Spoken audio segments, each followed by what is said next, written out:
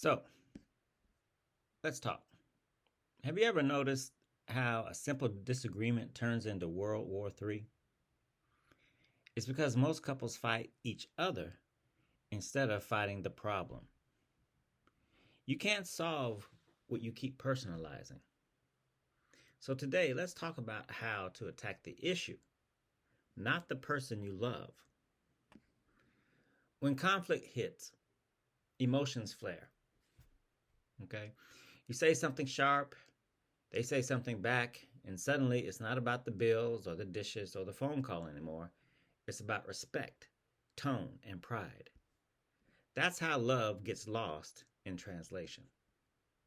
Here's the truth: every relationship has two opponents, you and your partner against the problem, not you versus your partner.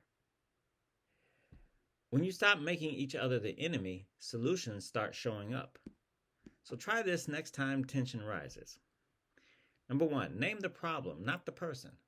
Say, we're both frustrated about the finances instead of you're bad with money. Number two, use we language. We need to figure this out. Invites teamwork. Number three, breathe before you bite. If your tone gets defensive, your partner stops hearing and starts protecting.